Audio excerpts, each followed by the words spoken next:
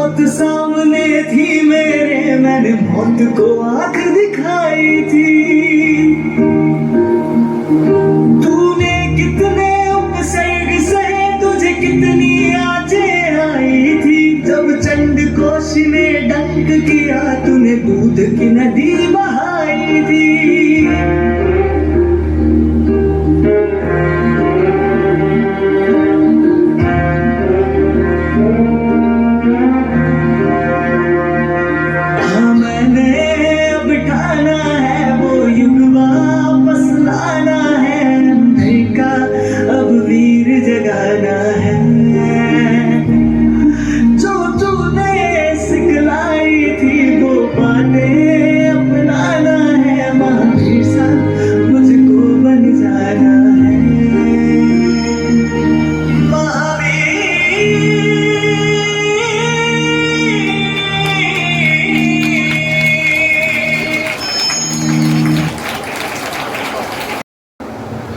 भगवान की भारी वाणी गिर रही है, सुनो सब ध्यान से।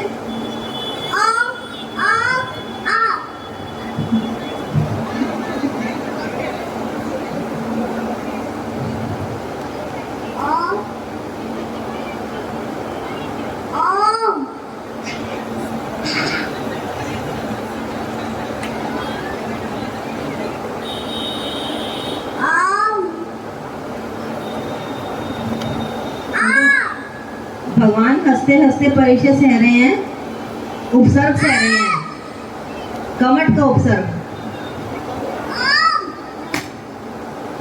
ओहो, इतने उपसर्ग में भी भगवान ओम कहना नहीं भूले।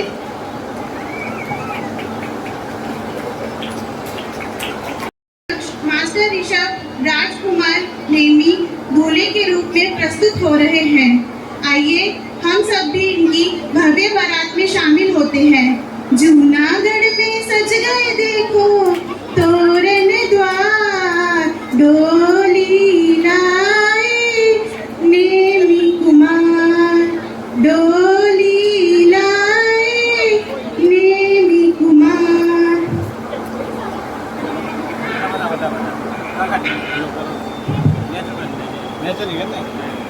सही वाला सीधा हो जाएगा। और ऊपर भी तो पाएगा तुमने।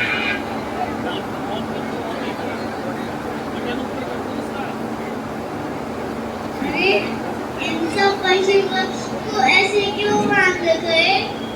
महाराज, ये सभी आपके बरातियों को खुश करने के लिए इन सब पशुओं का वध करके इनका भोजन बनाया जाएगा। नहीं, एक दीवा के लिए इनने पशु पक्षी के रख दिया। बहुत बढ़िया। ये दीवा नहीं करूँगा, मैं मेरा कीर्तन करूँगा। मूक पक्षियों का क्रंदन सुनकर राजकुमार नेमी के मन में वैराग्य उत्पन्न होता है और वह अपने कुंडल, वस्त्र, मुकुट, आभूषण सभी उतारकर गिरनारगिरी की ओर मुनि दीक्षा लेकर तपस्या करने को चले जाते हैं। बोलिए नेमिनाथ भगवान की। नेमी चले गिरनार, पानी छमाछम बरसे। नेमी चले गिरनार, पानी छमाछम बरसे। एक तो वो राजा के बेटे, एक तो वो राजा के बेटे, ऊपर से लिया संयम धार, पानी छमाछम बरसे। नेमी चले गिरनार, पानी छमाछम बरसे। नेमी चले गिरनार, पानी छमाछम बरसे। बोले नेमिनाथ भगवान की। इस तरह से उन्होंने मोक्ष लक्ष्मी का वरण किया। जय जिनेन्द्र। चरण धुल रहे हैं कि तालियां बजाओ। देखो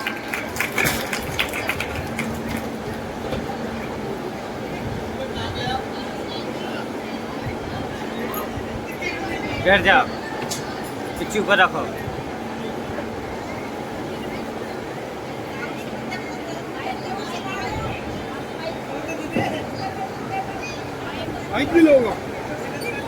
अरे यार तुम बीच में डिस्टर्ब करते हो।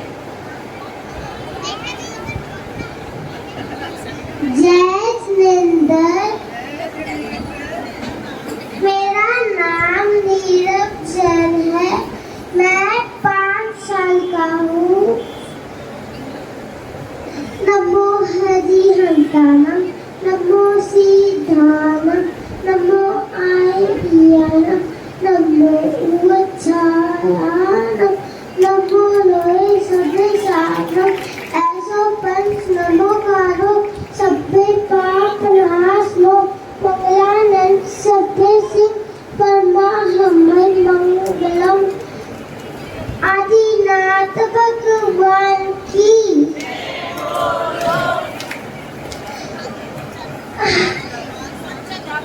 श्री विराट सागर अशोक सागर जी अभी नए नए सुलभ जी बने हैं ना। परम पूज्य 108 श्री विराट सागर जी महाराज की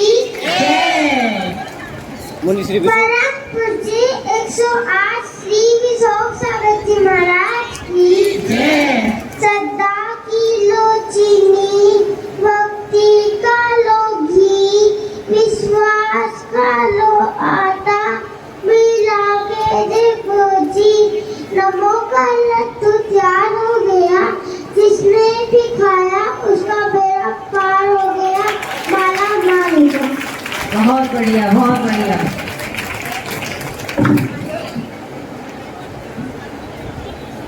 एक शामी सुलभ जी, आशीर्वाद दे दो। हाँ ये सुलभ जी भी नहीं सुनते।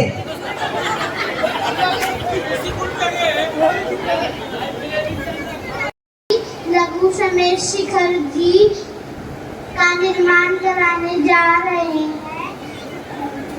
उसमें जो दान हो सके उसमें जिस मैं वहाँ ये सारा दान देने जा रहा हूँ। जिसकी भी जो श्रद्धा हो। क्या आप मेरे साथ चलेंगे? जय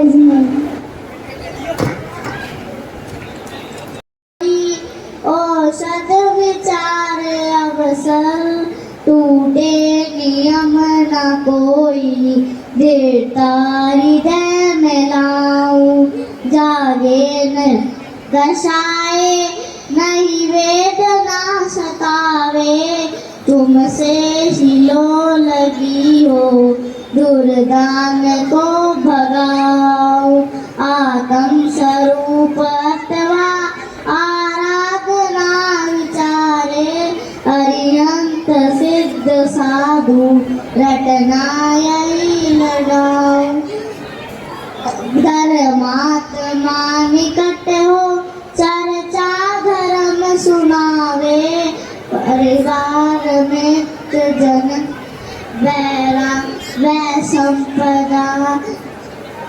संपदाया पद वै संपदाया।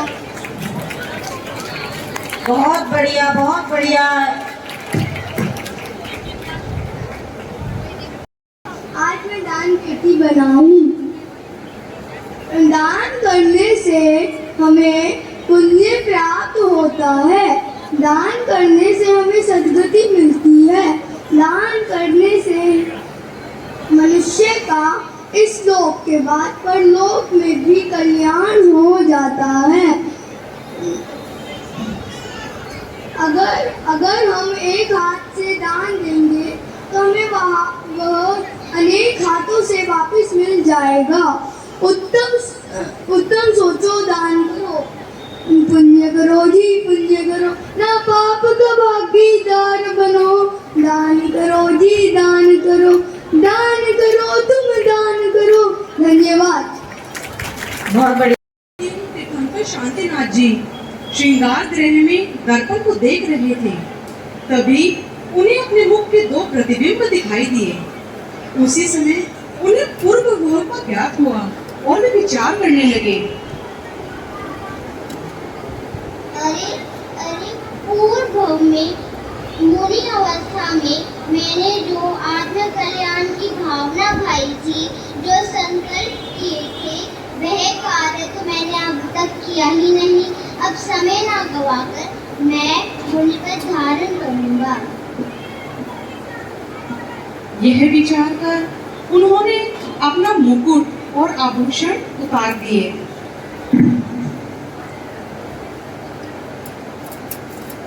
और आम्रवन की ओर चल दिए और ज्येष्ठ कृष्णा चतुर्दशी के दिन दीक्षा ग्रहण की। बोली कृतज्ञ शांतनाथ भगवान की जय। सभी को जय जिनेंद्र। मेरा नाम तुलसी जैन है। आप सभी मुझे देखते ही समझ गए होंगे कि मैं क्या बनी हूँ। हाँ, मैं जैन ध्वज हूँ। मैं 5 रंगों से मिलकर बना एक ध्वज हूँ। 5 गणेश जी के 5 रंग हैं, लाल, सफेद, पीला, हरा और नीला। मेरे अंदर स्वस्तिक, रत्नत्रय और शिला भी विराजमान है। ध्वज में बना स्वस्तिक 4 गतियों के प्रतीक है, नर गति, तिर्यक गति, मनुष्य गति और देव गति। स्वस्तिक के ऊपर बनी 3 बिंदु रत्नत्रय का प्रतीक है, सम्यक दर्शन, सम्यक ज्ञान और सम्यक चारित्र। उन 3 बिंदुओं के ऊपर शिला भी विराजमान है, जो लोक के अग्रभाग में स्थित है। मंगल में मंगलकारी, जिन शासन ध्वज लहराता, जिन शासन सुखदाता। धन्यवाद। नाम सुबी है। मैं आज सब्जी सेलर बनी हूँ।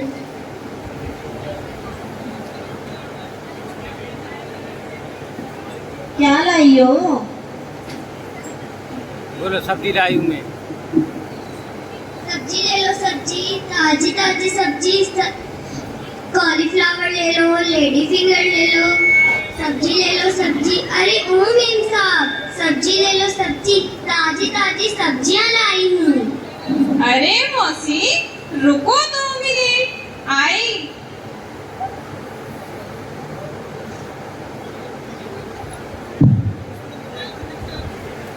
मेरा नाम मॉडल शांताबाई है।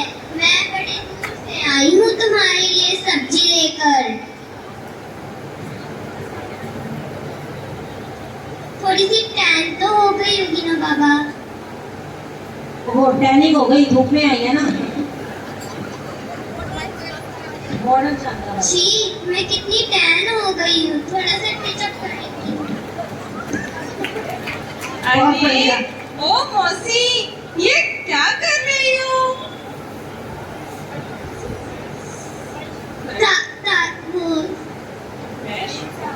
मेम साहब, सैफ, फ्रेश सब्जी बेचने के लिए फ्रेश तो दिखना ही पड़ेगा ना। अरे बाप रे, क्या? अरे मैं तो भूल ही गई। 10 लक्षण चल रहे हैं और 10 लक्षण में आलू, प्याज, लहसुन ये तो बेचा ही नहीं जाता। बेचा नहीं मौसी, खाया भी नहीं जाता। ये टमाटर है ना, टमाटर यूपी से लाई हूँ, यूपी से। ओहो, अभी तक फ्रेश है। अरे बाप रे, ये कॉलीफ्लावर कहाँ से लाए हो? कॉलीफ्लावर है ना, कॉलीफ्लावर। मोदी जी है ना, मोदी जी, उनके यहाँ से लाई हूँ। अरे बाप रे, एक काम करो, मुझे ये कॉलीफ्लावर ही दे दो, पर मेरे पास छट्टे वट्टे नहीं है। छुट्टी की टेंशन क्यों लेती हो? मोदी सरकार का है ना वो पेटीएम, उस पे से ही पे कर दो। एक नंबर की सब्जी है तो 1 नंबर में ही पैसे लूंगी। ओके बढ़िया। मौसी, जय जी। रामू पानी लेके आओ। तुमने इसको छाना है, तुमको पता है 1 बूंद पानी में भी कितने जीव जंतु होते हैं। दिन रात मेरे स्वामी, मैं भावना ये भाव, देहांत के समय में तुमको न भूल जाऊं। जय जिनेंद्र। मैं मध्य लोक का अष्टम वीर हूँ। मुझ में 4 अंजनगिरी, 16 वापियाँ, प्रतिमुख और 32 रतिकर नाम के कुल 52 पर्वत हैं। प्रत्येक पर्वत पर एक एक चिताल्य है। प्रत्येक अष्टानी का पर्व जो साल में 3 बार मनाया जाता है, फागुन मास, कार्तिक मास और भादो मास आषाढ़ मास। अंत में 8 दिनों में देव मेरे द्वीप पर आकर मेरी पूजा करते हैं तथा मनुष्य उनके मंदिरों और चिताल्यों में आकर मेरी पूजा करते हैं। वे 52 चिताल्यों की पूजा करते हैं क्योंकि अभी हमारा सबसे बड़ा पर्व 10 लक्षण पर्व चल रहा है, तो आप मेरी पूजा कर लाभ लें। धन्यवाद। बहुत बढ़िया। क्योंकि मैंने जीवन में मुनिराज को हार दिए बिना भोजन नहीं किया है। कहीं मुनिराज मिल जाए तो मैं उन्हें हार देके अपना पालना कर सकूंगी। मेरा हार धन्य धन्य हो जाएगा।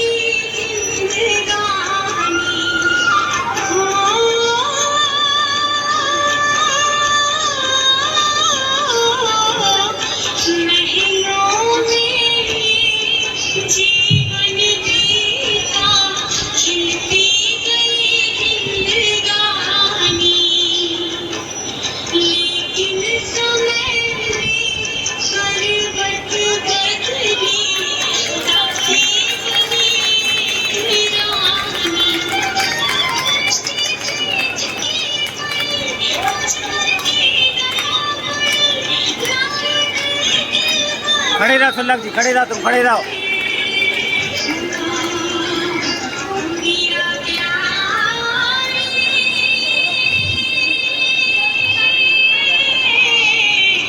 तुम खड़े रहो सुल्लभ जी। जैसे वो वैसे मान जाते हैं।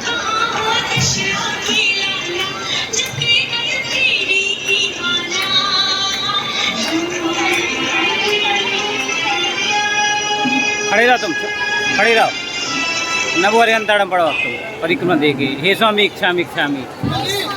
जय बोलिए महावीर स्वामी की जय।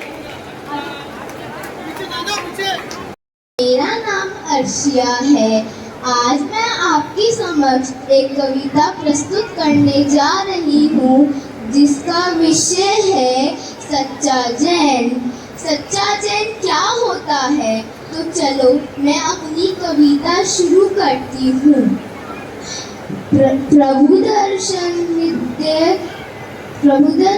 नित्य करते, रात्रि भोजन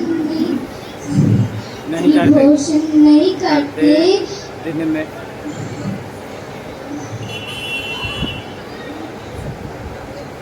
रात्रि भोजन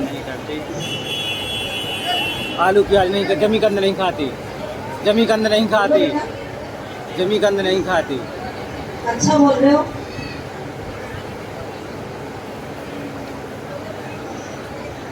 रोज जिनेंद्र भगवान की पूजा अर्चना, बेटा इधर भी देख, रोज जिनेंद्र भगवान की पूजा अर्चना करते हैं। रात्रि भोजन नहीं करती, रात्रि भोजन नहीं करती।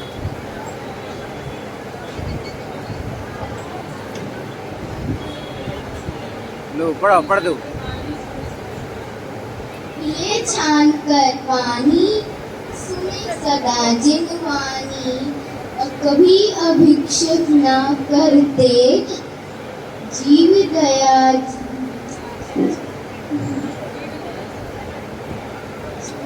जीव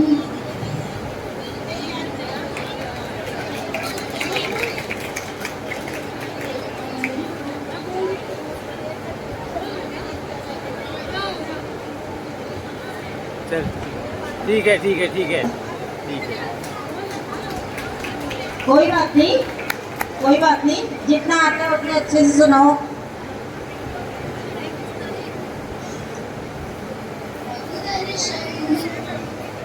दर्शन नित्य करते रात्रि भोज तजते, पिए छान कर पानी सुने सदा जिनवानी, कभी अभिक्षुक ना खाते जीव दया जिन लाते, सत्य विसन के त्यागी संयम में अनुरागी,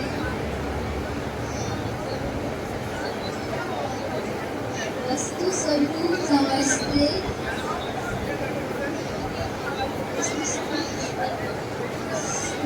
घाटम को भजते जागृत प्रज्ञा चैनी, वो ही सच्चा जैनी, वो ही सच्चा जैनी, वो ही सच्चा जैनी।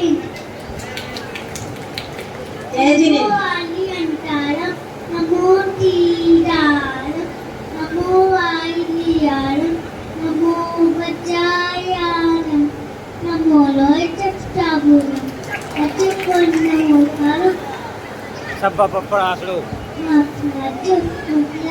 चार सब्देशी परममूल मंगलम,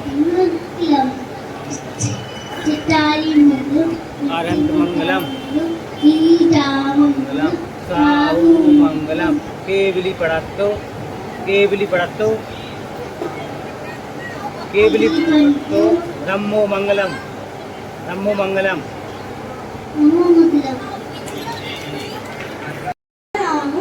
जैन धर्म में बताया जाता है कि हमें पानी को हमेशा छान कर और उबाल कर पीना चाहिए, क्योंकि पानी की एक बूंद के अंदर 36,450 जीव होते हैं। अगर हम पानी को बिना छाने या बिना उबाल कर पीते हैं तो हम उन सब जीवों की हत्या कर देते हैं, और हमेशा हमें पानी को उबाल कर और छान कर ही पीना चाहिए। उबाले हुए पानी को त्रासुक जल कहते हैं। सभी को मेरी तरफ से जय जिनेंद्र। जय जी।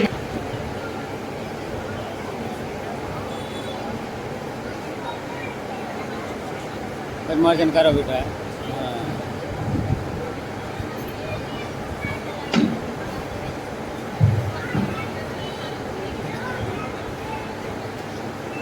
वंदामी माताजी।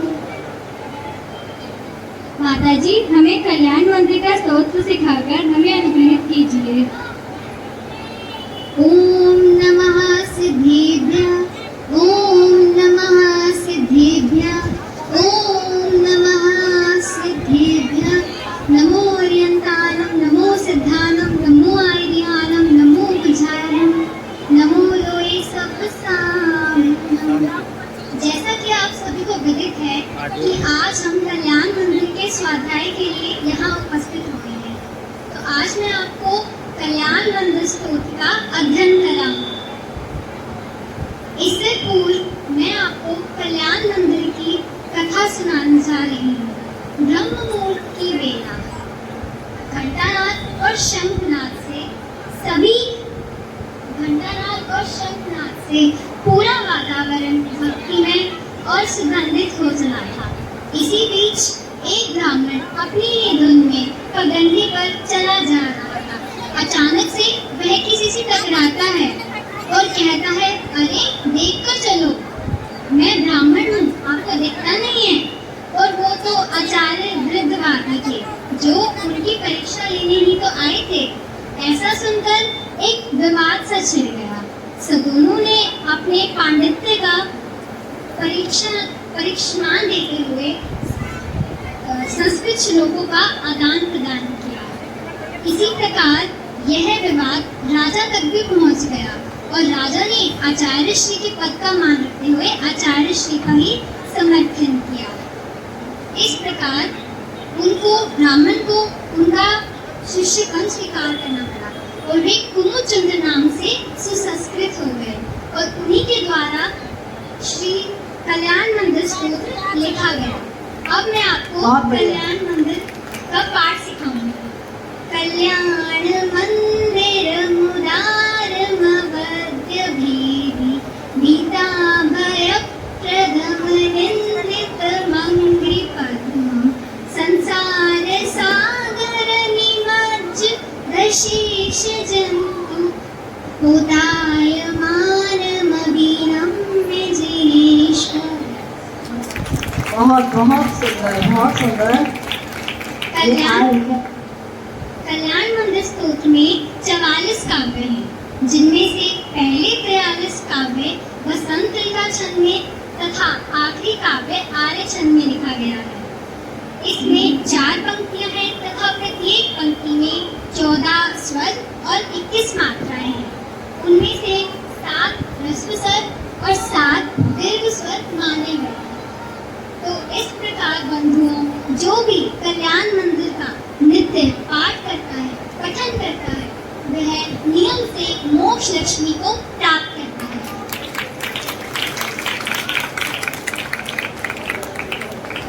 संतोषी प्राणी। जय जिनेंद्र, जैसा कि आप सबको विदित है कि आज उत्तम शौच धर्म है, तो उसी के उपलक्ष्य में मैं आपको कुछ बताना चाहती हूँ। जो व्यक्ति पर स्त्री और पर धन की कामना न करता हुआ षटकाय की जीव की हिंसा से रहित होता है, उसे ही उत्तम शौच धर्म कहते हैं। आत्मा से लोभ का अभाव ही उत्तम शौच धर्म है। लोभ सभी दुर्गुणों का खजाना होता है। इसका अंतिम परिणाम होता है बेमौत मर जाना। लोभी व्यक्ति अपना संपूर्ण जीवन धन एकत्रित करने में गवा देता है। वह धर्म के कार्य में तो अपना समय ही नहीं दे पाता है। लोभी व्यक्ति केवल लोभ ही नहीं करता, अपितु अपने लिए नरक के द्वार को भी खोल देता है। ऐसा नहीं है कि जो दानी है वह निर्लोभी ही होगा और जो दानी नहीं है वह लोभी होगा। जो दान देने के बाद पश्चाताप करता है वह निर्लोभी ही होता है। वह लोभी होता है। वह जो दान देने के बाद अपना सौभाग्य मानता है वह लोभी होता है।